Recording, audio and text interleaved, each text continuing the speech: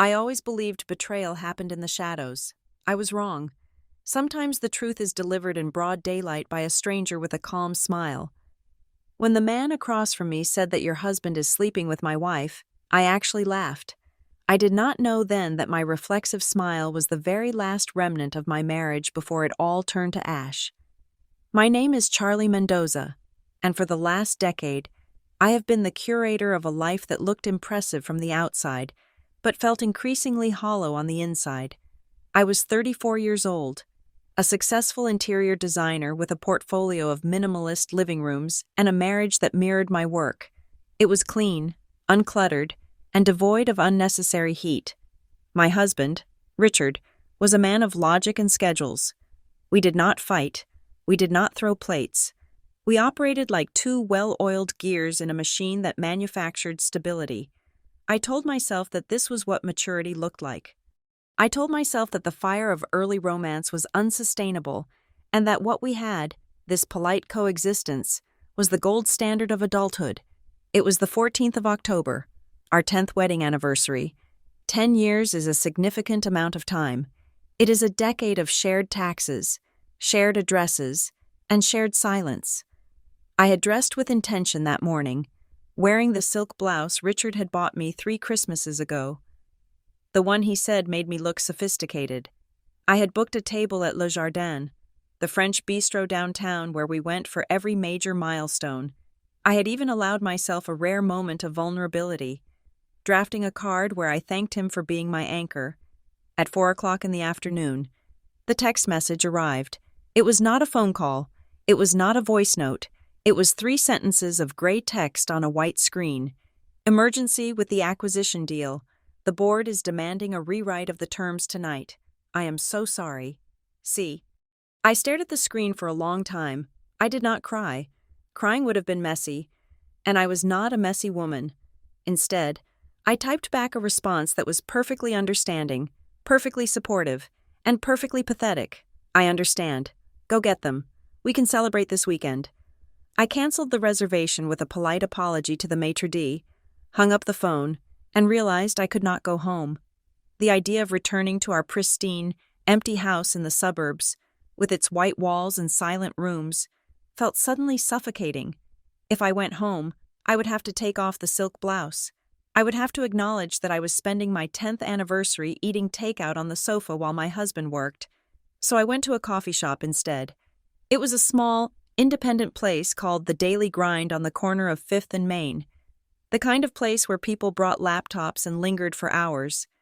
It was raining lightly outside, a gray drizzle that matched the dull ache in my chest. I ordered a large cappuccino and found a small table near the window. The shop was crowded with the late afternoon rush. There were students highlighting textbooks, freelancers typing furiously, and a young couple in the corner sharing a single slice of cheesecake. I watched that couple for a long time.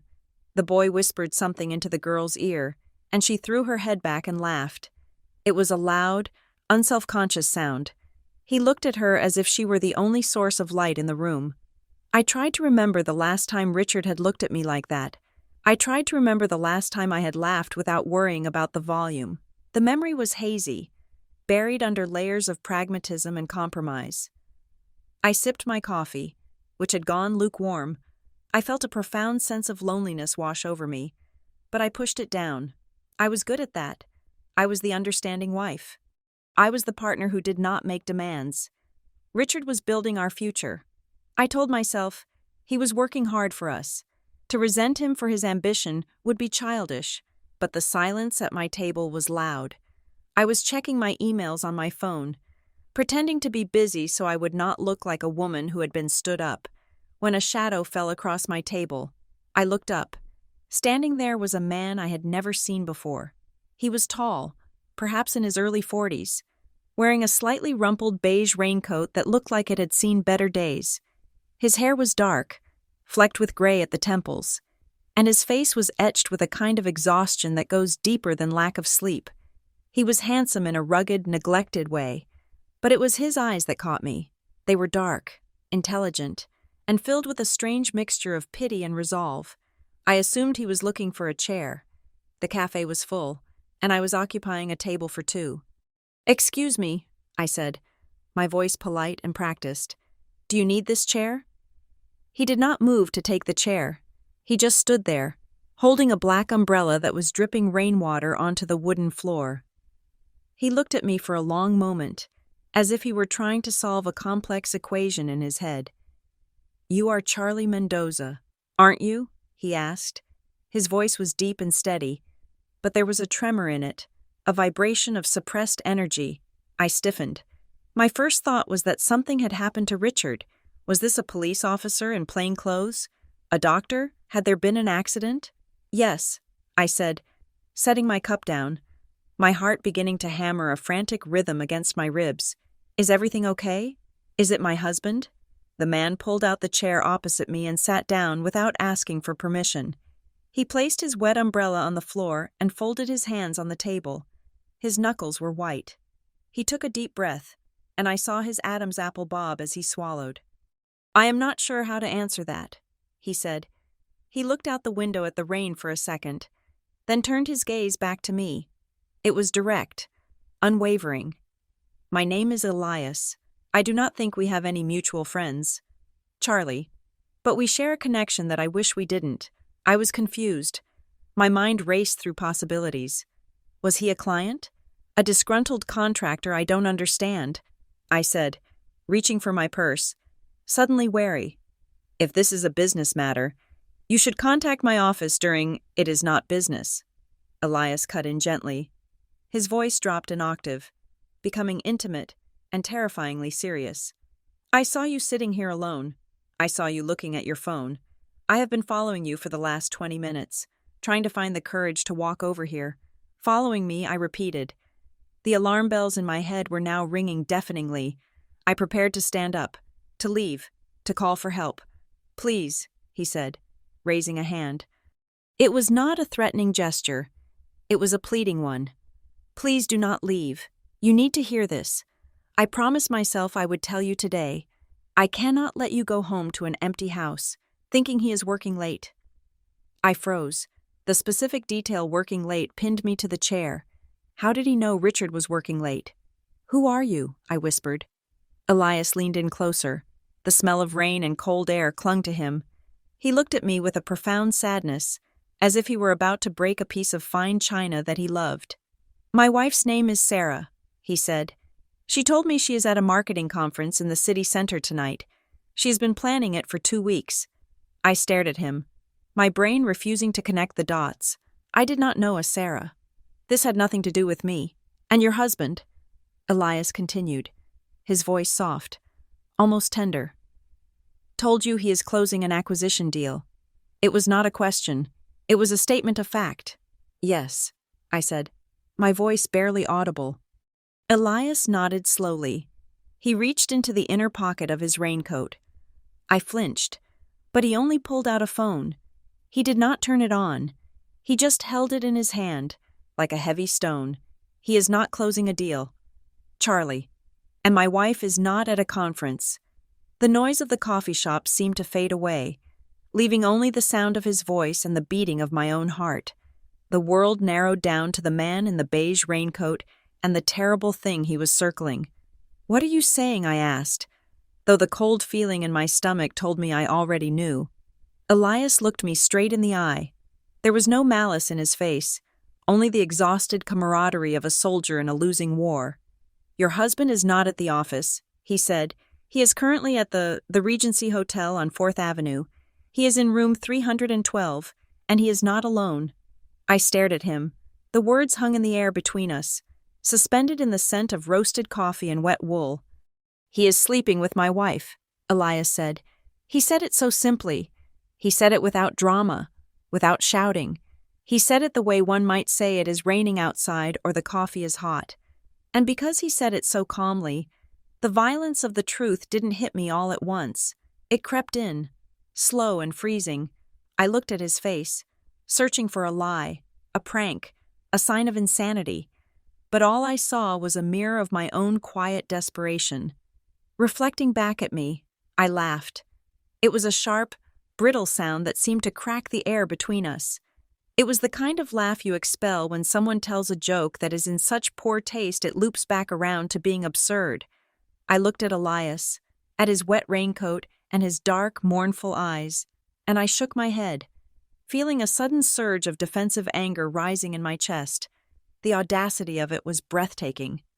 A complete stranger sits down at my table, interrupts my coffee, and casually informs me that my husband, my reliable, predictable, workaholic husband, is currently engaging in an illicit affair in a hotel room 10 minutes away. "You are sick," I said, my voice shaking slightly, though I told myself it was from indignation, not fear. "I do not know who you are or what kind of sick game you are playing, but you need to leave, right now, or I'm going to call the police." I reached for my phone, my fingers fumbling slightly as I unlocked the screen. I wanted him to see me doing it. I wanted him to see that I was not a woman who could be rattled by the ramblings of a lunatic. I expected him to flinch, to panic, to stand up and run out into the rain now that his little prank had failed. Elias did not move. He did not even blink. He watched my hands with a terrifying calmness, as if he were a doctor watching a patient display exactly the symptoms he had predicted. He did not look like a man who was lying. He looked like a man who was waiting for the gravity of the situation to catch up with me. "Go ahead," he said softly. "Call the police. Tell them a man is sitting at your table telling you the truth. Or better yet, call Richard." The challenge hung in the air. Call Richard. Of course. That was the logical thing to do. I would call my husband.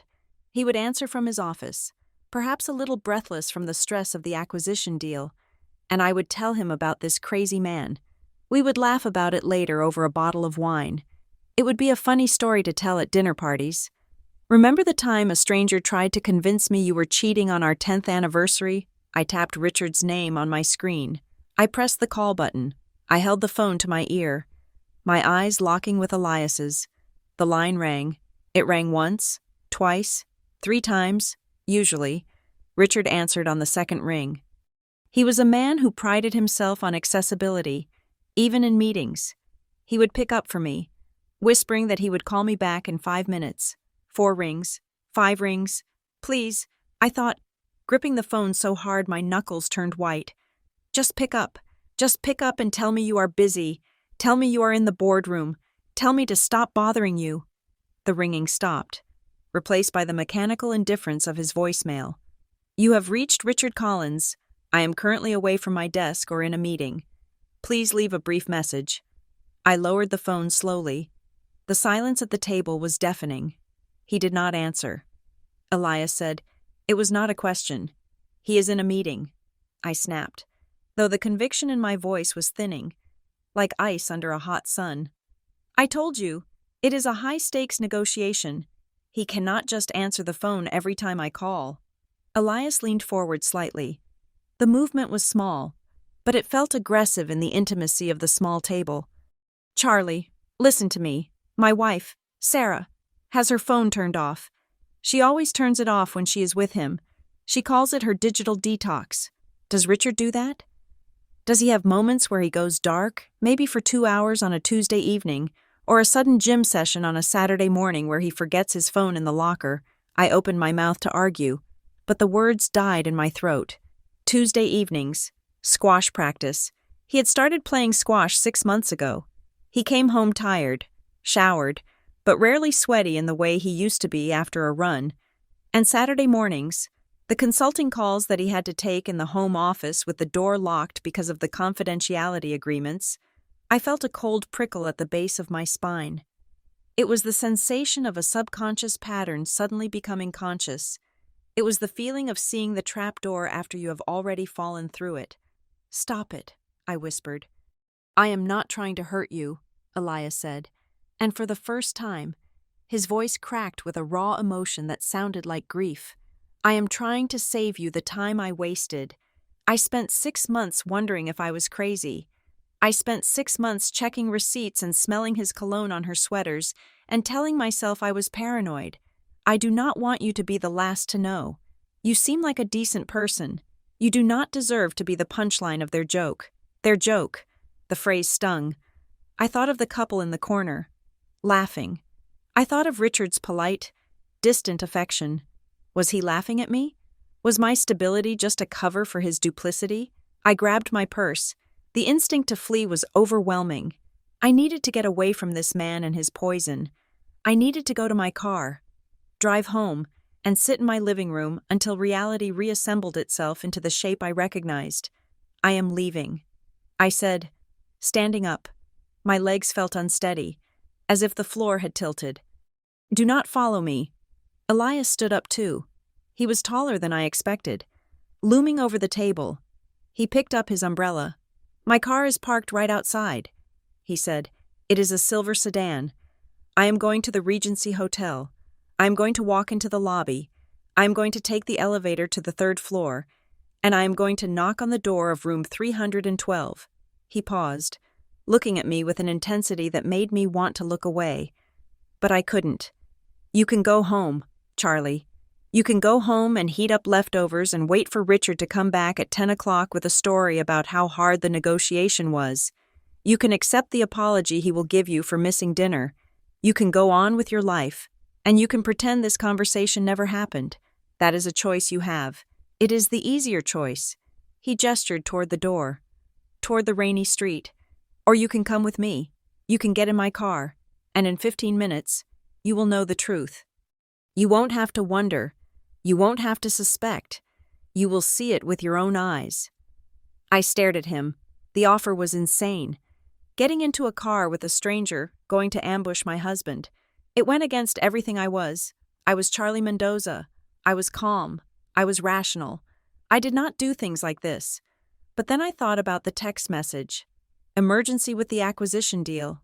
I thought about the silk blouse I was wearing, the one I had put on for him. I thought about the empty house waiting for me.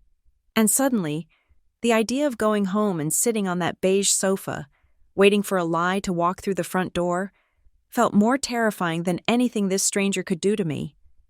If I went home now, a part of me would die.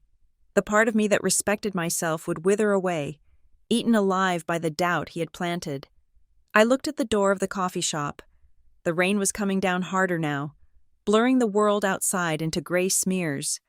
If you are lying, I said, my voice low and dangerous, if we go there and he is not there, or if this is some kind of twisted scheme, I swear to God I will destroy you. Elias did not smile. He did not look triumphant.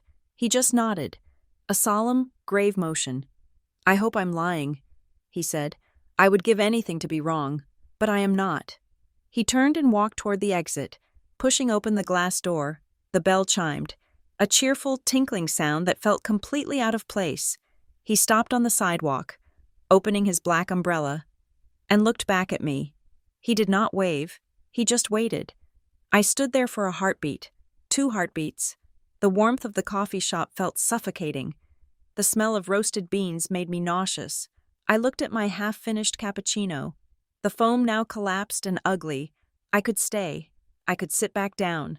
I could block the number. I could be safe. But safety was a lie. I knew that now. The safety I thought I had was just a blindfold. I slung my purse over my shoulder. I buttoned my coat, and I walked toward the door. Stepping out into the cold October rain, the wind hit my face like a slap. Elias held the umbrella out, creating a small, dry circle of shelter for me. We did not speak. There was nothing left to say. I had crossed the line. I had chosen to open the box. Lead the way, I said, and as I followed him to the silver sedan parked at the curb, I realized I was not just walking toward a hotel. I was walking toward the funeral of the woman I used to be. The interior of Elias's car was a vacuum of silence that felt heavier than the storm raging outside. It was a pristine silver sedan with black leather seats that smelled faintly of lemon air freshener and old paper. As I buckled my seatbelt, the click of the metal latch sounded like a gunshot in the confined space. Elias got in the driver's side and closed the door, sealing us in. For a moment, neither of us moved. The rain drummed a frantic rhythm against the roof, washing down the windshield in thick, distorting sheets that turned the world outside into a blur of gray and neon. I sat with my hands clenched in my lap, my knuckles pressing against the fabric of my coat. The adrenaline that had propelled me out of the coffee shop was beginning to curdle into a cold, nauseating dread. I looked at Elias. He was staring straight ahead, his hands gripping the steering wheel at 10 and 2. He did not look like a kidnapper or a maniac. He looked like a man who was driving to his own execution. I realized then that this was not a spur-of-the-moment decision for him. There was no chaotic energy in his movements, no erratic breathing. Every action he took was deliberate, calibrated, and terrifyingly calm. This was a man who had rehearsed this moment in his head 1,000 times before he ever walked up to my table. I turned my head to look into the back seat, driven by an instinct I could not name. There, resting on the dark upholstery, was a large, hard-shell suitcase. It was black, scuffed at the corners, and thick enough to hold a week's worth of clothes.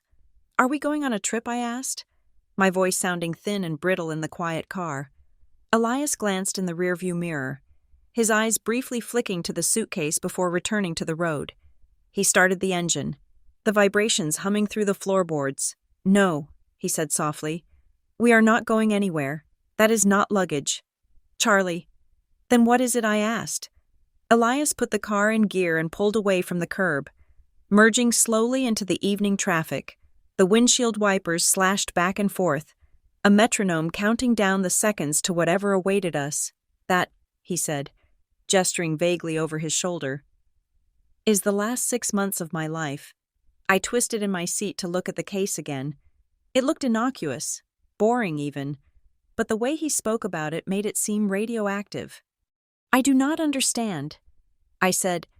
Elias sighed, a long, ragged sound that seemed to deflate him against the seat. "It is evidence," he said. "It is bank statements. It is toll road records. It is credit card receipts for dinners I never ate and hotels I never stayed in. It is photographs. It is a timeline of every lie she has told me since April." I felt a chill that had nothing to do with the damp air. April. That was 6 months ago. 6 months. I tried to think back to April. Richard and I had gone to the coast for a weekend. He had been attentive, charming. Had he been texting her then? Had he been thinking of her while we walked on the beach? "Why do you have it in a suitcase?" I asked, the absurdity of the object striking me. "Why not just a folder or a phone?" "Because there is too much of it for a folder," Elias replied grimly. "And because I needed to put it somewhere. I needed to physically pack it away so I could look at my wife's face without screaming. Every time I found something new, every time I confirmed another lie, I put it in that box. I told myself that when the box was full, I would be ready. Ready for what? Ready to stop being the fool," he said. He navigated a turn with smooth precision.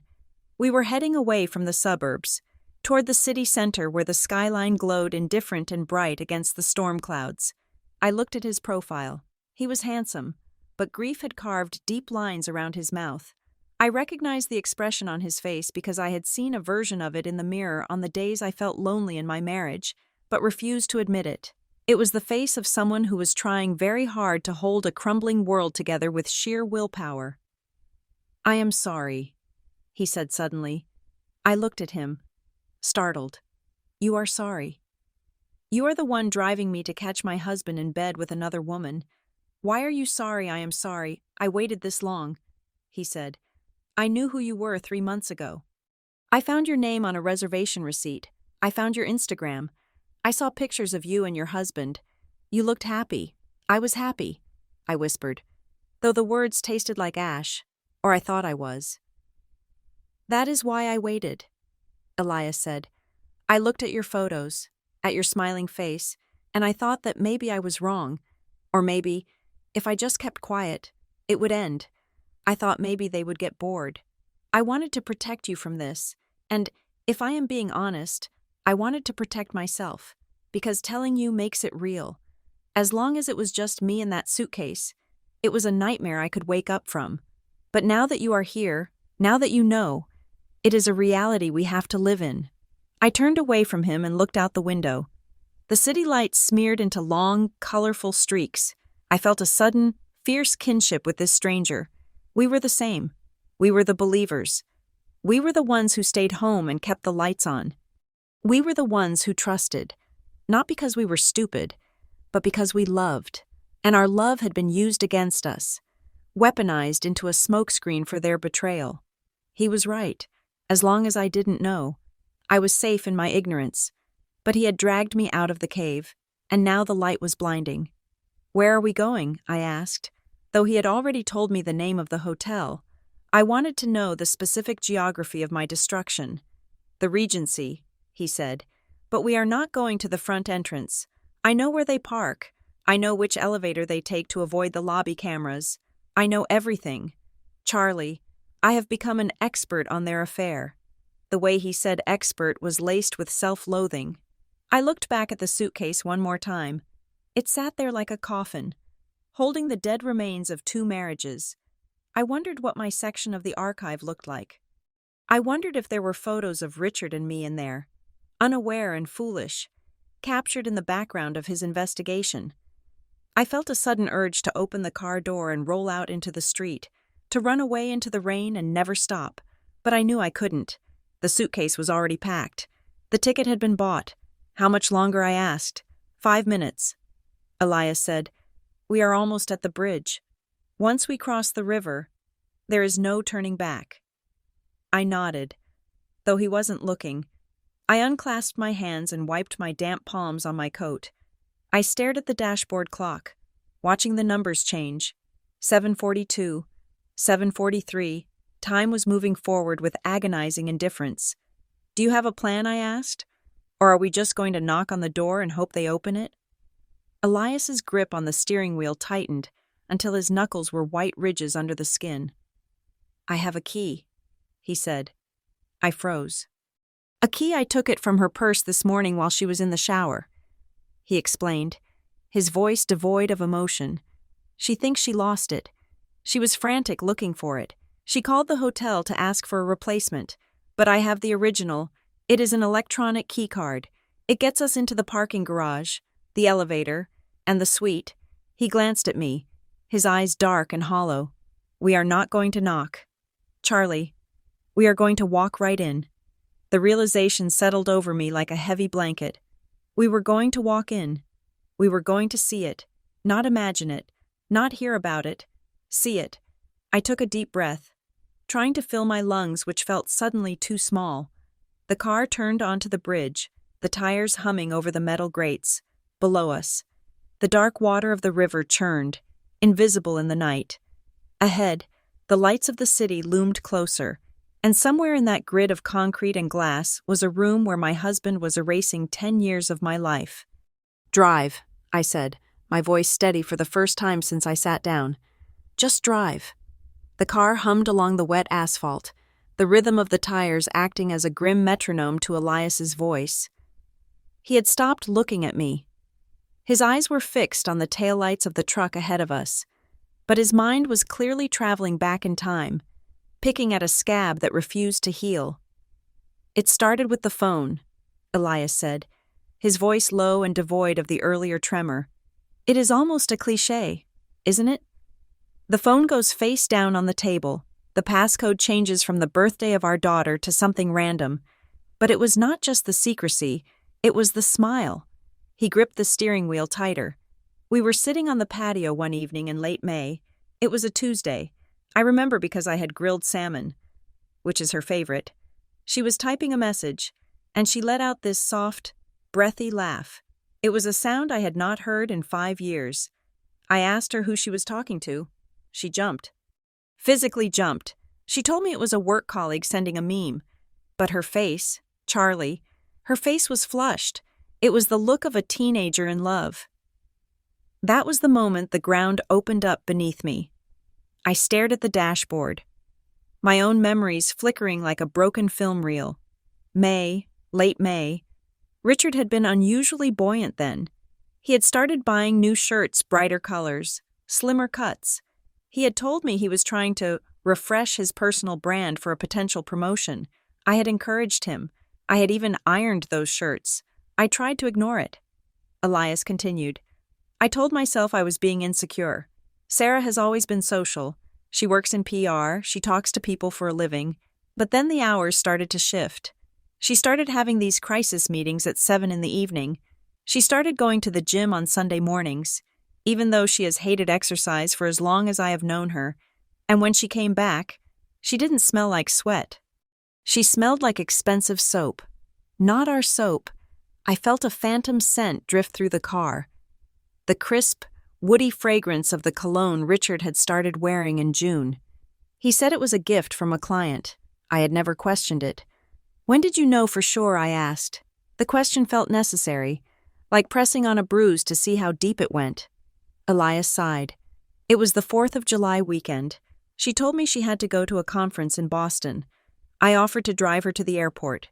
She refused, said she would take an Uber. That night, I called the hotel she said she was staying at. I just wanted to leave a message, to wish her good luck. The receptionist told me there was no one registered under her name. I called 3 other hotels in the area. Nothing. He paused, the car slowing down as we hit a patch of congestion. That was when I hired the private investigator. His name is Miller. He cost me $3,000 for the first week, and it was the most painful money I have ever spent. I felt like a traitor writing that check. I felt like I was betraying her privacy. Can you believe that she was lying to my face? And I felt guilty for checking up on her. I closed my eyes. I knew that guilt. I lived in that guilt. Every time I asked Richard why he was home late, and he sighed with that exaggerated exhaustion, I felt like a nag. I felt like the bad wife who didn't understand the pressures of his career. Miller did not take long, Elias said, his voice turning hard. It took him 48 hours. He sent me the first batch of photos on a Thursday morning. He gestured vaguely toward the back seat where the suitcase lay. They are in there. High-resolution telephoto shots. They were eating lunch at a bistro 2 towns over. They were holding hands. Not just holding hands. Charlie. He was kissing her palm. He was looking at her like she was the only oxygen in the room. I felt the nausea rise in my throat again. Richard kissing a palm. It was such an intimate, tender gesture. He hadn't touched me like that since our honeymoon. And then came the financial records. Elias went on. Relentless now. Once I knew, I dug into everything. We have a joint account. But she has a credit card she thought I didn't have access to. I found the statements. There were dinners at steakhouses totaling $400. There were weekend stays at a bed and breakfast in Vermont. Vermont? I interrupted, my voice sharp. Yes, the Green Mountain Inn, 2 nights in August, the 12th and the 13th. The air left my lungs. The 12th and 13th of August. Richard was supposed to be at a leadership retreat in the Catskills. I whispered, he came home with maple syrup. He gave it to me as a souvenir. He said he bought it at a little roadside stand on the way back. Elias glanced at me, his eyes filled with a terrible sympathy. He did not buy it at a roadside stand. Charlie. He bought it at the gift shop of the Green Mountain Inn. I have the receipt. It is time-stamped. He bought a bottle of syrup, a box of chocolates, and a pair of diamond stud earrings. My hand flew to my throat. I had eaten the syrup on pancakes the next Sunday, thinking how thoughtful he was. But I had never seen any earrings. I never got earrings. I said, my voice trembling. Elias nodded grimly. I know. Sarah was wearing them in the photos from September. The puzzle pieces were slamming together now, forming a picture so grotesque I wanted to scream. Every late night, every emergency meeting, every vague explanation, it all fit. I hadn't been supportive. I had been an enabler. I hadn't been a trusting wife. I had been a convenient fool. But the worst part wasn't the deception itself. It was the way they had made us feel crazy. Do you know what she told me when I asked why she was distant? Elias asked. She told me I was suffocating her. She told me I was too needy. She made me go to therapy. Charlie, I sat in a therapist's office for 6 weeks, talking about my attachment issues, while she was sleeping with your husband in a hotel room paid for with our savings. I gasped. Richard had done the exact same thing. He told me I had lost my spark. I said, the memory burning like acid. He said I was becoming boring. He said I needed a hobby. He said he just needed space to breathe. We were quiet for a long moment. The only sound was the swish of the wipers and the hum of the engine. The cruelty of it was breathtaking.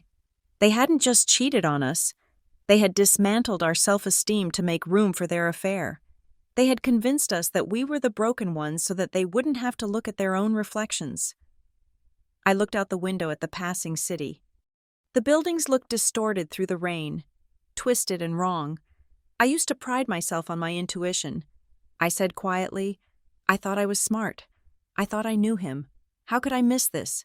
How could I be so blind? You weren't blind, Elias said firmly. You were in love, and you were decent. Decent people do not expect those they love to be monsters. They weaponized your trust. That is not a failure on your part. That is a crime on theirs. He merged the car onto the exit ramp. We were descending now, moving into the shadows of the lower city streets where the Regency Hotel waited like a concrete beast. But there is more, Elias said, his voice dropping to a whisper. It is not just the affair. Charlie, if it were just sex, maybe we could survive it. Maybe we could walk away with just our hearts broken. But what I found in those emails, what I found in the drafts folder she forgot to delete. He trailed off, his jaw tightening. What I asked. What did you find? Elias pulled the car up to a red light. He turned to me, and his face was a mask of cold fury. They are not just planning to run away together, Charlie. They are planning to take everything. I found messages between them discussing asset liquidation. They are talking about how to trigger clauses in our prenups. They are talking about how to make us look unstable so they can secure better settlements. My blood ran cold. Richard manages our investments, I said, the realization hitting me with the force of a physical blow. He asked me to sign some papers last week.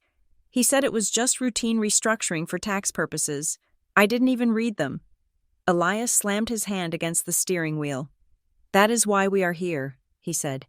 That is why we cannot just leave. We have to catch them. We have to get the leverage back. Because if we don't, they are going to leave us with nothing but the clothes on our backs and the memories of how stupid we were. The light turned green. Elias stepped on the gas, and the car surged forward into the dark. I sat back, the image of the suitcase in my mind transforming. It wasn't just a box of evidence anymore. It was a shield, and tonight, I was going to have to learn how to use it. The car came to a stop at a red light, the rain drumming a frantic rhythm on the roof that seemed to mock the deadly silence inside. Elias reached into the back seat again, but this time, he did not touch the suitcase. Instead, he pulled a slim blue folder from a messenger bag resting on the floor. He placed it on the center console between us. It looked terrifyingly official. You mentioned papers, Elias said, his voice dropping to a register that was no longer just sad, but clinical. You said Richard asked you to sign documents for tax restructuring. I stared at the folder. Yes, I said, my throat dry. Last week, he said it was to protect our assets from a potential market downturn. He said his friend Julian handled it. Julian, Elias repeated, tasting the name like spoiled milk. Julian Vance, the corporate attorney. Yes, you know him. Elias tapped the blue folder. I know him because he is also my wife's attorney. He said, and he is the third person in this bed. Charlie. I felt a cold prickle of fear that was distinct from the heartbreak I had felt earlier. Heartbreak is hot. It burns and aches. This was different. This was the cold, creeping sensation of realizing you are standing on a trap door. Open it, Elias commanded softly. I opened the folder. Inside were photocopies of emails and legal drafts. My eyes scanned the pages, struggling to make sense of the legalese in the dim light of the dashboard. Phrases jumped out at me: asset transfer, limited liability company, irrevocable trust. Look at page 3.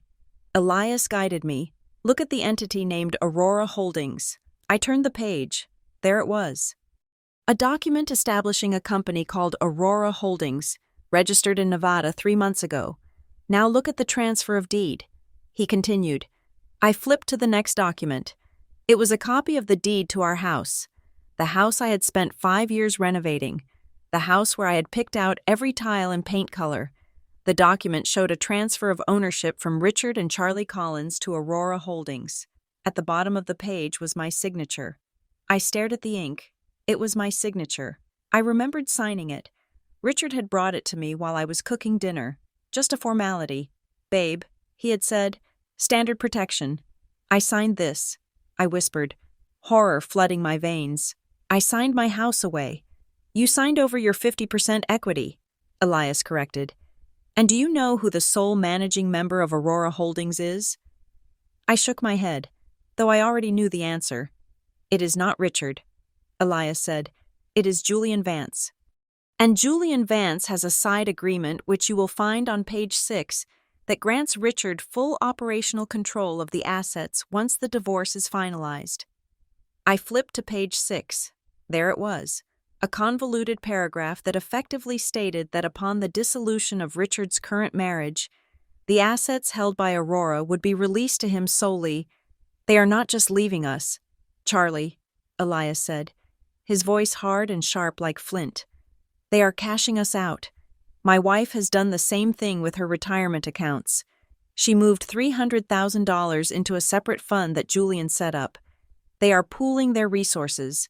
They are building a war chest for their new life, and they are funding it with our money." I dropped the folder as if it were burning my hands. This isn't possible," I stammered. "This is fraud. This is illegal. It is only fraud if we can prove intent," Elias said. "And they have been very careful to make it look like consensual financial planning. If you try to fight this in court after he leaves, Julian will argue that you signed these documents willingly as part of a risk management strategy. They will tie you up in litigation for 3 years. By the time a judge looks at it, the money will be in an offshore account, and they will be living in a villa in Tuscany." I felt like I was going to be sick. The betrayal of the body was one thing I could perhaps understand, in some twisted way, falling in love with someone else, but this was cold. This was calculated. This was looking at the person you slept next to for 10 years and deciding not just to leave them, but to destroy them. Richard had kissed me on the forehead after I signed those papers. He had said, "Thanks for trusting me." He didn't just want a divorce, I said, my voice shaking with a new, terrifying rage. He wanted to win. "Exactly," Elias said. "He wanted a clean break with a full wallet. They view us as liabilities. Charlie, we are overhead costs they are trying to eliminate." He pointed to another email in the folder. "Read the one dated September 22nd. I picked up the paper again. It was an email from Richard to Sarah. Subject, the exit strategy. Text. Julian says we need to wait until November 1st for the vesting to clear on Charlie's portfolio. If we pull the plug before then, we leave $50,000 on the table. Can you hold on for another 6 weeks? Keep playing the part. I know she is annoying, but focus on the prize. We are almost free. I know she is annoying." The words blurred before my eyes. All the times I had asked him about his day. All the times I had tried to plan weekend getaways. All the times I had just existed in the same room as him, he had been tolerating me. He had been checking a calendar, counting down the days until he could steal my money and disappear. I sat back against the headrest, the tears drying on my cheeks. The sadness was evaporating, replaced by a clarity that was sharp and icy. I looked at the rain outside. It didn't look gloomy anymore. It looked like a cleansing. I had been afraid of losing him. I had been afraid of the loneliness. But you cannot lose something that never existed. The man I loved was a fiction. The man in room 312 was a thief.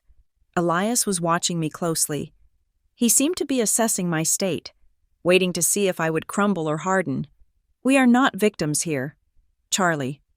Unless we choose to be," he said quietly. "They think they are the smart ones. They think we are the clueless spouses who will cry and beg and sign whatever settlement they put in front of us just to make the pain stop." He started the car moving again, inching us closer to the hotel garage entrance. "They have a plan for everything," he continued. "They have a plan for the money. They have a plan for the house. They even have a plan for our reaction. They expect us to be emotional wrecks." I looked at the blue folder on the console. I reached out and closed it, smoothing the cover with my palm. My hand was steady. "What is the plan for tonight?" I asked. Elias glanced at me, and for the first time, I saw a flicker of respect in his eyes. "We catch them," he said, "but we do not just catch them in bed. That is not enough. We need them to admit it. We need to catch them in the middle of their conspiracy." He tapped the steering wheel. "I have a voice recorder in my pocket, and I have that folder. We are going to walk into that room, and we are going to make them think that we know even more than we do. We are going to make them panic. When people panic, they make mistakes. When they panic, they turn on each other." He turned the car into the underground parking garage of the Regency Hotel. The darkness swallowed us, broken only by the harsh fluorescent lights overhead. "This is a war, Charlie," Elias said as the tires screeched slightly on the concrete ramp. "It is not a marriage counseling session. It is a hostile takeover. Are you ready for that?" I thought about the restructuring papers. I thought about the annoying comment. I thought about the $2 million in equity he planned to steal. I unbuckled my seatbelt. The sound was loud in the quiet car. "I am not just ready," I said, my voice cold and unrecognizable to my own ears. "I am looking forward to it." Elias parked the car in a shadowy corner of the garage. He killed the engine. The silence returned. But it wasn't heavy anymore. It was charged. It was the silence of a predator before the pounce. "Let's go," he said. We got out of the car. I smoothed my coat. I checked my reflection in the side mirror. The woman looking back at me was pale. Her eyes dark circles of exhaustion, but her jaw was set in a line of granite. I didn't look like a wife anymore. I looked like a witness for the prosecution. We walked toward the elevator, the click of my heels echoing on the concrete floor like the ticking of a clock. The time for tears was over. The time for accounting had begun. The elevator ascent was smooth, a silent glide upward that felt entirely at odds with the turbulence in my stomach. The mirrored walls reflected two people who looked like strangers to me. Elias stood tall, his jaw set, clutching his phone like a detonator. I stood beside him, clutching the blue folder against my chest as if it were a shield. The numbers above the door illuminated in slow succession. Lobby, 2, 3. "We are not just kicking down the door," Elias said, his voice low and barely audible over the hum of the machinery. "If we burst in while they are in bed, we get a scene, we get screaming, we get denial. We get them wrapping themselves in sheets and playing the victims of an invasion of privacy. It becomes emotional chaos." He turned to look at me, his eyes hard. "We need them to be business partners, not lovers. When we walk in, we need them to be discussing the crime, not the romance." "How do we do that?" I asked, watching the number 3 light up. "We light a fire under them," Elias replied. He pulled up a text message draft on his phone and angled the screen toward me. "Just got a fraud alert from the bank regarding a transfer to an entity called Aurora. Calling the fraud department now to freeze everything. We need to talk." I read the message twice. It was brilliant in its simplicity. It did not mention Richard. It did not mention the affair. It only mentioned the money. "When I send this," Elias explained, "Sarah is going to panic. She is going to check her phone. She is going to tell your husband that I know about the money, and in that moment, they are going to stop being a romantic couple and start being co-conspirators. They will start arguing. They will start trying to cover their tracks. And that is when we will have them." The elevator chimed softly, and the doors slid open. The hallway of the 3rd floor was lined with plush carpet that dampened our footsteps. It smelled of industrial lavender cleaner and recycled air. It was quiet. The kind of aggressive quiet that exists in hotels where people go to be anonymous. We stepped out. Elias moved with a predatory grace. Knowing exactly where he was going, I followed, my heels sinking into the carpet, making no sound. I felt a strange dissociation, as if I were floating above my own body. The Charlie who had woken up this morning, the Charlie who had worried about anniversary dinner reservations, was gone. In her place was this cold, efficient creature who was walking toward the destruction of her life with a blue folder in her hands. Room 312 was at the end of the corridor, tucked away in a corner that offered maximum privacy. A do not disturb sign hung from the handle. Elias stopped 5 feet from the door. He held up a finger, signaling for silence. He pressed his ear toward the wood. I did the same. At first, there was only silence. Then, I heard the faint murmur of voices. They were low, indistinct. I could hear a laugh, a woman's laugh. Sarah. It was light and carefree. Then came a deeper rumble. Richard. It was the voice he used when he was relaxed. The voice he used to use with me on Sunday mornings before the silence took over our marriage. Hearing him was physically painful. It felt like a serrated blade dragging across my ribs. But I did not cry. The pain was fuel. It sharpened my focus. I gripped the folder tighter, feeling the edges of the papers that proved he was stealing my future. Elias looked at me. He held his thumb over the send button on his phone.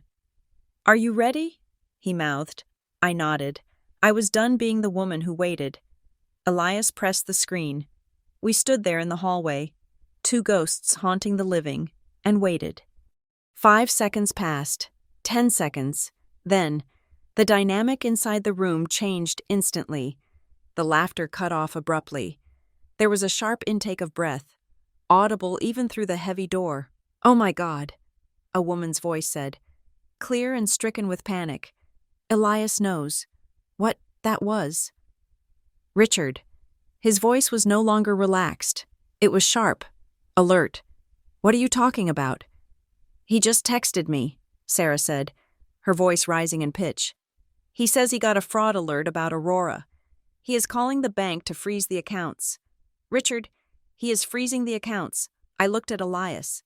His face was grim, but there was a dark satisfaction in his eyes. He reached into his pocket and pulled out a small digital voice recorder. The red light was already blinking. "Let me see that." Richard snapped. The sound of movement, of footsteps pacing. "Damn it. How did he find out about Aurora? You said Julian buried the registration." "I don't know," Sarah cried. "Maybe he saw a statement. But I hid everything, Richard. If he freezes the assets, we can't move the liquidity from your wife's portfolio. The transfer is scheduled for tomorrow." I closed my eyes for a brief second. Your wife's portfolio.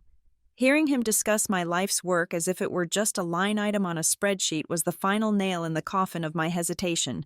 "Calm down," Richard hissed. "We need to think. If he calls the fraud department, Julian is going to be exposed. We need to stop him." "Call him," Sarah urged. "Tell him it's a mistake. Tell him it's a surprise gift or something. I can't call him," Richard yelled, and the violence in his voice made me flinch. "If I call him, I implicate myself." "Think, Sarah. We need to move the money now, tonight, before the freeze takes effect. But we can't." Sarah was sobbing now. "We need the dual signature from Julian." We stood outside, the recorder capturing every word. This was not adultery. This was conspiracy. This was grand larceny. They were confessing to a felony, loud and clear, in a desperate attempt to save their stolen fortune. Elias looked at me. He pointed to the keycard in his hand. We had enough. We had the recording. We had the documents. Now, we just needed the look on their faces. I took a deep breath. I smoothed the front of my coat. I imagined the Charlie I wanted to be a woman of steel, a woman of justice. "Let's go," I whispered. Elias slid the plastic card into the slot. The light on the lock turned from red to green with a cheerful electronic beep. The mechanical click of the deadbolt retracting sounded like the hammer of a gun being cocked. Inside the room, the voices stopped instantly. Elias pushed the door open. The room was warm and smelled of expensive room service and betrayal. The lamps were dimmed. Richard was standing by the window, wearing only a hotel bathrobe, his hair messy, clutching a glass of whiskey. Sarah was sitting on the edge of the bed, wrapped in a sheet, her phone in her hand, her face a mask of terror. They both turned to look at the door. Richard saw me. His eyes went wide, the color draining from his face so fast he looked like a corpse. The whiskey glass slipped from his fingers. It hit the carpet with a dull thud, not breaking, but spilling amber liquid everywhere. "Charlie," he choked out. I stepped into the room. The blue folder held high. I didn't yell. I didn't scream. I just looked at him, at the man I had vowed to love and cherish, and I felt nothing but a cold, hard resolve. I smiled. It was the same smile Elias had worn in the coffee shop, a smile of absolute, terrifying knowledge. "Hello, Richard," I said, my voice steady as a judge's gavel. "We need to talk about Aurora Holdings." The trap had snapped shut, and they were the ones caught inside. The door did not just open. It dissolved the boundary between two realities. On one side was the cold, sterile hallway where Elias and I had stood as vengeful ghosts. On the other side was a scene of such sickening warmth and intimacy that it felt like a physical violation to witness it. The prompt had mentioned a house, and in a twisted way, this hotel suite was exactly that. It was not a sordid den of iniquity, it was a home. That was the first thing that struck me. Harder than the sight of their semi-nudity, they had turned room 312 into a domestic sanctuary. Soft, golden light bathed the room from bedside lamps with silk shades, casting a benevolent glow over the carnage of my marriage. There was music playing low in the background, some smooth jazz playlist that Richard claimed to hate when we were at home. But here, it hummed with a relaxed familiarity. A room service cart sat between the two armchairs near the window, draped in white linen. I saw 2 plates with the remnants of a meal, grilled salmon and asparagus. I saw a bottle of red wine, uncorked and half empty, breathing on the table. I saw Richard's reading glasses lying next to the wine glass, folded neatly.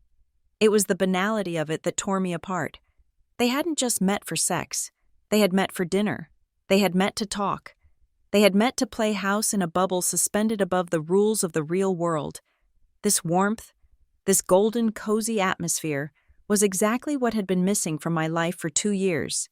And here it was, stolen and transplanted into a hotel room on 4th Avenue. Richard stood by the window, the dropped whiskey glass soaking into the plush beige carpet near his bare feet. He was wearing a white hotel bathrobe, loosely tied, exposing his chest. He looked soft. He looked relaxed. Or at least he had been until a second ago. Now, his face was a contorted map of shock and dawning horror. His mouth opened and closed, a fish gasping for air on a dry dock, unable to form words that could bridge the gap between his secret life and his wife standing in the doorway. Sarah, on the other hand, reacted with a frantic, animalistic shame. She scrambled backward on the bed, pulling the duvet up to her chin. Her eyes wide and terrified, she looked from Elias to me, and then her gaze locked on her husband. She didn't look like a seductress. She looked like a child who had been caught playing with matches while the house burned down. The silence that followed my greeting was absolute. It was a heavy, suffocating blanket that smothered the jazz music. It was a silence so thick you could taste it metallic and bitter. I stepped fully into the room. The air smelled of lavender air freshener, roasted garlic from their dinner, and the distinct, musk-heavy scent of Richard's cologne, the one I had bought him for his birthday. The sensory details were sharp enough to cut skin. "Get out," Richard finally managed to say. It wasn't a scream. It was a breathless, strangled command. He tried to draw himself up, to summon the authority of the corporate executive, the man who commanded boardrooms. But it is impossible to look authoritative when you are barefoot in a bathrobe, staring at your wife who is holding the legal documents of your fraud. "I said get out," he repeated, his voice cracking, rising an octave. "You have no right to be here. This is a private room. I will call security." His reaction was aggression. It was the predictable defense mechanism of a narcissist cornered. He was trying to make me the intruder. He was trying to rewrite the script instantly, to make this about my violation of his space rather than his violation of our vows. I didn't answer him. I didn't even look at him. I turned my gaze to the room service cart. I walked over to it, my heels sinking into the carpet. I looked at the half-eaten salmon. I looked at the lip stain on the wine glass, a shade of coral pink that I had seen on a receipt in Elias's suitcase. Charlie Richard shouted, taking a step toward me, "Don't you ignore me." "You are trespassing." I picked up the wine bottle. It was a vintage Cabernet, $120 a bottle. We hadn't bought wine this expensive in 3 years Because Richard said we needed to be fiscally responsible with the market being so volatile. I looked at the label. Then I looked at Sarah. She was trembling. She wasn't shouting. She wasn't trying to defend herself. She was just crying. Silent tears streaming down her face, ruining her makeup.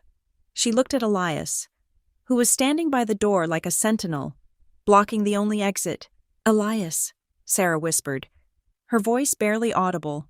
"Please." Elias didn't move. He didn't speak. He just held up the voice recorder, his eyes cold and dead. I turned back to Richard. He was close to me now, close enough that I could smell the whiskey on his breath. He reached out to grab my arm, his fingers brushing the sleeve of my coat. "Stop this, Charlie," he hissed, lowering his voice to a menacing whisper. "You are making a scene. You are embarrassing yourself. We can talk about this at home. Put the folder down." I looked at his hand on my arm. It was a hand I had held 1,000 times. It was a hand that had placed a ring on my finger. It was a hand that had signed the documents to steal my house. I didn't pull away. I didn't slap him. I didn't scream or cry or demand to know why. That was what he expected. He expected the emotional, hysterical wife. He expected tears that he could manipulate, anger that he could deflect. Instead, I looked him in the eye, and I let the silence stretch. I let it grow until it filled the room, pressing against his eardrums. I looked at him with the clinical detachment of a coroner examining a corpse. I was memorizing him. I was memorizing the sweat beading on his upper lip. I was memorizing the way his eyes darted to the blue folder in my hand. I was memorizing the cowardice radiating off him in waves. I felt a strange, cold clarity settle in my chest. The pain was there. Yes, a dull ache in the background. But in the foreground was something stronger power. For 10 years, I had been the one waiting for him. I had been the one wondering. Now, I was the one who knew. I gently, almost carefully, removed his hand from my arm. I did it slowly, as if peeling off a piece of tape. "You don't have a home, Richard," I said. My voice was soft, conversational, completely at odds with the situation. The voice of a woman discussing the weather. "You signed it over to Aurora Holdings." Remember, Richard froze. The color that had returned to his face drained away again, leaving him gray. "And you don't have a wife," I continued, taking a step back to stand beside Elias. "You have a plaintiff." I saw the realization hit him. He looked at the folder. He looked at the recorder. He looked at Sarah, who was burying her face in her hands. He realized, finally, that this wasn't an emotional confrontation. This was an ambush. The warm light of the room seemed to flicker. The jazz music seemed to distort. The illusion of their cozy little sanctuary shattered, leaving them naked and shivering in the ruins of their own making. I didn't need to scream. My silence, and the folder in my hand, were screaming for me. I had walked through the door as a victim, but I was standing in the center of the room as the executioner. And the terrifying part, the part that Richard saw in my eyes, was that I wasn't even angry anymore. I was just done. I walked over to the small round table where the bottle of Cabernet was breathing. I picked up the heavy crystal wine glass Richard had been drinking from, the one with the faint, oily smudge of his fingerprints on the bowl, and I set it aside with a deliberate, clinking sound. In its place, I laid the blue folder. It sat there between the room service plates like a verdict. "Look at it," I said. Richard stared at the folder as if it were a loaded gun. He did not want to touch it. He knew that touching it made it real. He tightened the belt of his bathrobe, a nervous, jerky movement that betrayed his composure. "I do not know what you think you have found, Charlie," he said, his voice straining for a tone of reasonable authority. "But this is a misunderstanding. You are reading into things. You are emotional. We can sit down and go through the paperwork together on Monday. I can explain the tax benefits." Of Elias stepped forward. He did not shout. He did not threaten. He simply pressed his thumb against the play button of the small black device in his hand. The sound that filled the room was crisp and terrifyingly clear. It was not the fuzzy static of a phone call. It was the high-fidelity reality of a conversation that had happened less than 3 minutes ago, separated from us only by a layer of wood. If he freezes the assets, we can't move the liquidity from your wife's portfolio. The transfer is scheduled for tomorrow." Sarah's voice from the recording cut through the air, high-pitched and frantic. Then Richard's voice followed, deeper, urgent, and undeniable. "I can't call him. If I call him, I implicate myself. Think, Sarah. We need to move the money now." Elias pressed the button again, and the room plunged back into silence. But it was a different kind of silence now. The air had changed. The pretense was gone. The narrative Richard had been trying to spin that I was the hysterical wife, and he was the misunderstood provider evaporated instantly. He looked at the recorder, then at me. His mouth opened, but no sound came out. The blood had drained from his face completely, leaving his skin a sickly, waxen gray. "That is not tax planning. Richard," I said, my voice dangerously calm, "that is grand larceny. That is conspiracy to commit fraud. And that is you, admitting that you intend to drain my accounts before I can stop you." Sarah let out a sob, a sharp, hiccuping sound. She pulled the duvet tighter around herself, rocking slightly back and forth. "We didn't mean it like that," she whimpered. We needed security. You have so much. Charlie, you and Elias, you are both so stable. We just wanted a start." I looked at her. I looked at this woman who had sat in my kitchen, who had eaten my food, who had smiled at me at neighborhood block parties. "You wanted a start," I repeated flatly.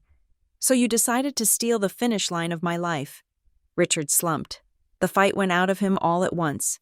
His shoulders collapsed, and he suddenly looked very small and very old in his white bathrobe.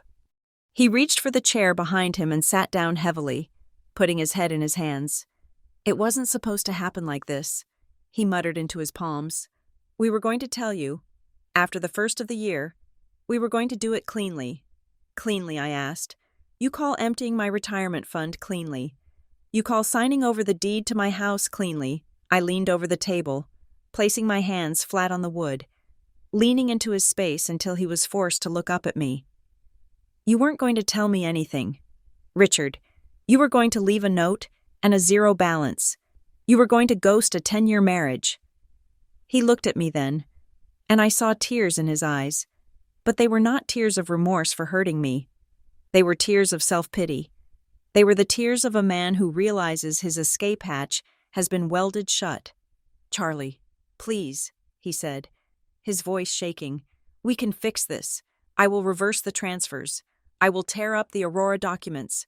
Just don't file the fraud charges. Please, it will kill my career. If the board finds out I tried to embezzle spousal assets, I will be blacklisted. I will lose my license."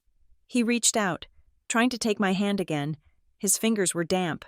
"I am your husband," he pleaded. "Doesn't that mean anything? 10 years. Charlie, you can't just send me to prison.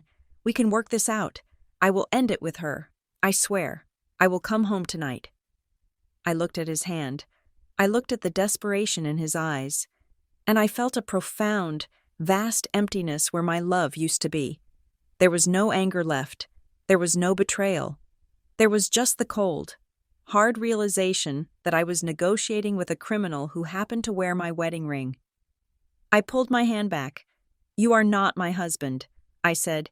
"You ceased to be my husband the moment you opened a bank account with the intention of robbing me. You are a liability. You are a bad investment that I am liquidating." I stood up straight, smoothing my coat. I felt taller. I felt unbreakable. "Here is what is going to happen," I said, my voice ringing with the authority of a judge passing sentence. "You are going to stay here. You are not coming home. If you come within 500 feet of the house, I will have you arrested for trespassing." I pointed to the blue folder. "Elias and I are going to the police station from here. We are handing over the recording, the emails, and the bank statements. We are filing a report for attempted fraud and theft." "No," Richard cried, standing up, knocking his chair over. "Charlie, you can't." "I can," I said, "and I will. And then I am calling Julian Vance. I am going to tell him that if he doesn't cooperate and provide a full accounting of every cent you tried to hide, I will report him to the State Bar Association by 9 o'clock tomorrow morning." Sarah let out a wail of despair. Elias stood by the door, impassive, a guardian of the exit. Richard stared at me, his chest heaving. He looked for a weakness, a crack in the armor, a glimmer of the soft, accommodating wife he had exploited for a decade. He found none. "You are ruining me," he whispered. "No, Richard," I replied, turning my back on him. "I am just balancing the books." I walked toward the door. I did not look back at the room service cart. I did not look back at the unmade bed. I did not look back at the man who was now sobbing in the middle of his ruined fantasy. Elias opened the door for me. As I stepped out into the hallway, the cool air hit my face. It felt clean. It felt sharp. It felt like the first breath of air after being buried alive for 10 years. I heard Richard call my name one last time, a desperate, broken sound that echoed down the corridor. "Charlie." I kept walking. The sound of his voice faded behind the closing elevator doors, shut out along with the rest of the garbage I was leaving behind. The morning after the confrontation at the Regency Hotel did not bring a dramatic sunrise or a sense of cinematic triumph. It brought a headache, a thermos of black coffee, and a 9 o'clock appointment with a woman named Beatrice Sterling. Beatrice was a divorce attorney who was rumored to have a heart made of filed motions and titanium. She was exactly what I needed. I sat in her office, which smelled of mahogany and expensive intimidation, and placed the blue folder and the digital voice recorder on her desk. I did not cry. I did not tell her about my broken heart or the 10 years of memories that were now radioactive. I simply told her the facts. I told her about Aurora Holdings. I told her about the intended transfers. I told her about the admission of guilt recorded on the device. Beatrice listened. She did not offer tea or sympathy. She listened like a surgeon assessing a trauma patient. When the recording finished, Sarah's frantic voice detailing the plan to drain my portfolio, Beatrice simply stopped the tape, took off her glasses, and looked at me. "This is not a divorce," she said, her voice dry and crisp. "This is a demolition." The legal machinery that whirred to life over the next 48 hours was terrifying in its efficiency. It was not violent. There were no slashed tires or burning clothes on the front lawn. Instead, there were injunctions. There were freeze orders. There were process servers delivering envelopes that weighed heavier than bricks. We filed for an emergency temporary restraining order, citing the attempt to defraud and the erratic behavior Richard had displayed when cornered. It was granted by noon on Tuesday. The locks on the house were changed by a locksmith at 2 o'clock. By dinner time, my home was legally a fortress that Richard Collins could not breach without facing immediate arrest. The consequences for Richard came in a cascade, one domino knocking over the next with a grim inevitability. The first to fall was Julian Vance. Confronted with the threat of a complaint to the State Bar Association and the evidence of his complicity in the Aurora scheme, Julian did exactly what Elias predicted he would do. He panicked. He rolled over to save his own license. He provided a sworn affidavit detailing the entire plan. He claimed he had been misled by Richard, that he thought the asset transfers were consensual. It was a lie, but it was a useful lie. It gave us the testimony we needed to nail the coffin shut. The second domino was Richard's career. Beatrice sent a carefully worded letter to the general counsel of Richard's firm. She did not make threats. She simply informed them that their vice president was currently the subject of a criminal investigation regarding financial fraud and spousal embezzlement. She attached a copy of the police report and a transcript of the recording. In the corporate world, there is no sin greater than being a liability. Richard was not fired for adultery. He was fired because he had become a risk. 2 days later, security escorted him out of the building. He lost his severance package. He lost his unvested stock options. He lost the reputation he had spent 15 years manicuring into perfection, I heard later, through the grapevine of mutual acquaintances who were too morbidly curious to stay away, that he was staying in a cheap motel by the airport. His credit cards had been frozen pending the forensic accounting audit. The man who wanted to fly to Tuscany on my dime was now eating vending machine sandwiches on a credit limit of $500. The settlement negotiation, if you could even call it that, took place 3 weeks later. Richard did not attend. He sent a junior associate from a budget law firm to represent him. Beatrice walked into the conference room, placed a stack of documents on the table, and gave them 10 minutes to sign. There was no negotiating. There was no division of assets. The terms were absolute. I kept the house. I kept my retirement portfolio. I kept the car. I kept 100% of the savings account as restitution for the attempted fraud. Richard walked away with his personal effects, his crushing legal debt, and his freedom. That was the trade. He signed the papers to avoid a criminal trial. It was clinical. It was bloodless. It was justice stripped of all emotion. I spent the next Saturday packing his things. I did not burn them. I did not throw them out the window. I bought 50 cardboard boxes and a tape gun. I folded his shirts. I packed his books. I wrapped his framed diplomas in bubble wrap. I worked with the efficiency of a moving company. There is a strange, hollow feeling that comes with dismantling a life you thought was permanent.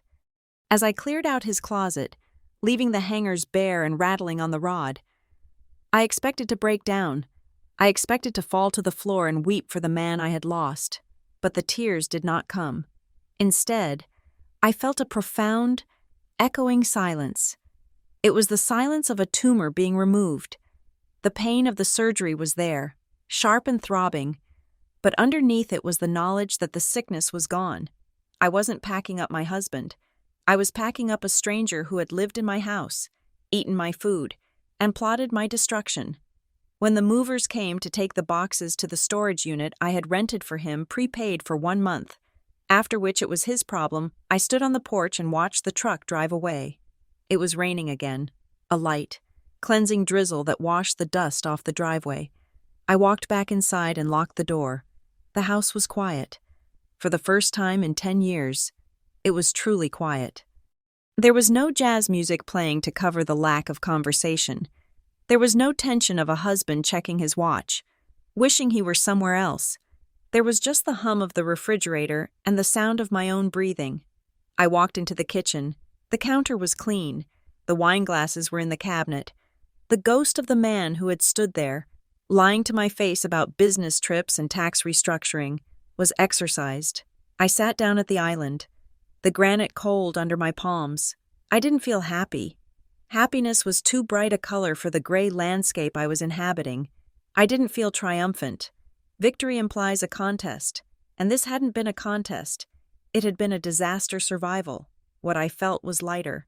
I felt the immense, crushing weight of his deception lift off my shoulders. I realized how tired I had been. I had been carrying the burden of his unhappiness for years, thinking it was my job to fix it, never knowing that his unhappiness was actually a hunger for a life that didn't include me. Now, the hunger was gone. The lies were gone. The threat was neutralized. I looked at the empty space where his espresso machine used to sit. It looked bigger now. There was more room. I took a deep breath, filling my lungs with the air of a house that finally, legally, and spiritually belonged only to me. The storm had passed. The wreckage was cleared. And while the landscape was bare, the ground beneath my feet was solid rock. It has been 6 months since the movers drove away with the cardboard boxes that contained the remnants of Richard Collins. 6 months is not a long time in the grand scheme of the universe, but in the timeline of a human life, it is enough to witness a complete metamorphosis. The seasons have changed outside my window.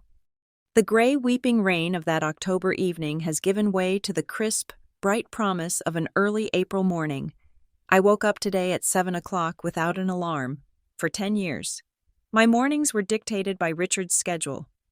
I woke up when he needed to get up. I made the coffee he liked. I moved quietly so as not to disturb his mood before his first conference call.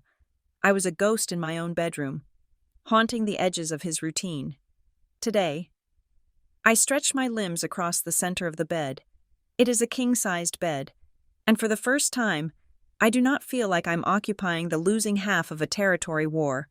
The sheets are new. They are linen, cool and rough against the skin. a texture Richard hated because he preferred high thread count cotton. I bought them the week after the divorce was finalized. They were expensive, costing nearly $400. But every time I touch them, I am reminded that my comfort is no longer a matter of compromise.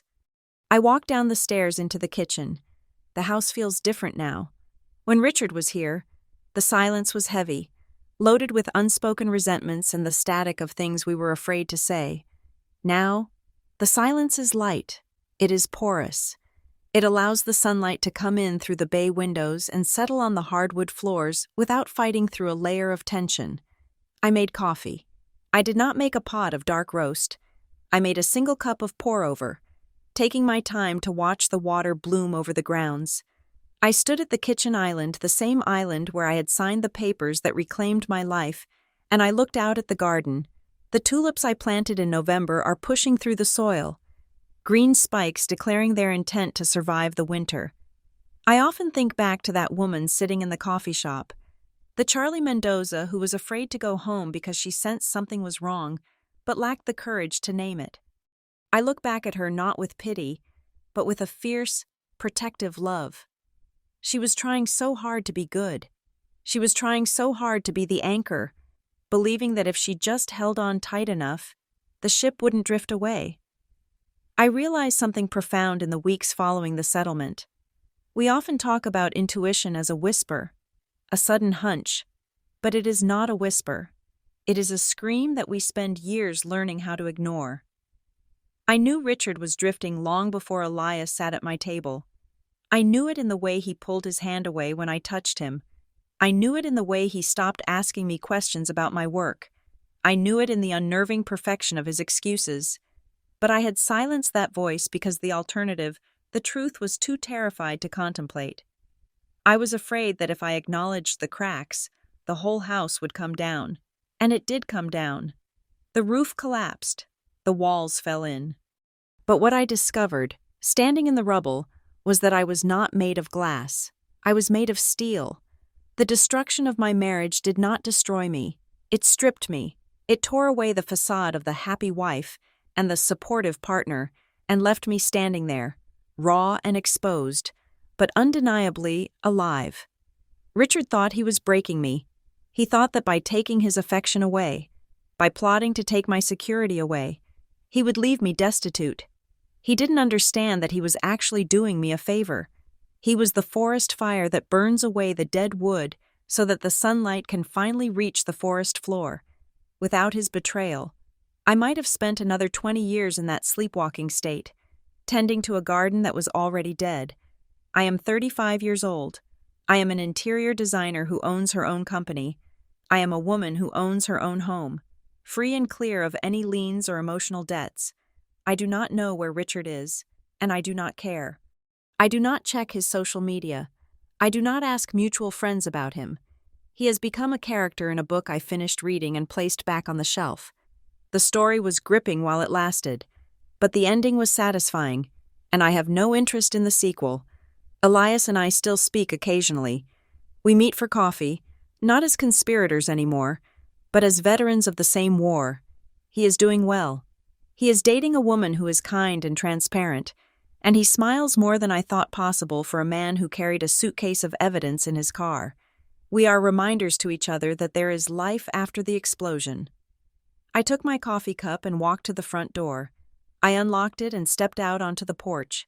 The air was cool and smelled of damp earth and new leaves. The sun hit my face, warm and blinding. I used to think that freedom would feel like a party. I thought it would be loud and chaotic, but true freedom is quiet.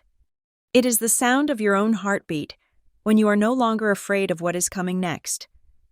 It is the ability to stand on your own porch and know that everything you see belongs to you, not just the property, but the time, the future, and the peace of mind. I took a sip of my coffee. It was perfect. I am no longer the woman who was fooled. I am no longer the victim of a plot I didn't see coming. I am the author of the rest of my life, and this time, I am writing with my eyes wide open. Thank you so much for listening to my story. It was a journey that took everything from me before giving me back something much more valuable myself. I would love to know where you are listening from today. Are you tuning in from a quiet kitchen in London, a busy subway in New York, or maybe a sunny porch in Sydney? Please leave a comment below and share your location and your thoughts on Charlie's journey. If this story resonated with you, please consider subscribing to the Morgan Revenge Stories channel, liking this video, and hitting that hype button so we can share this message of strength with even more people. Your support means the world to us.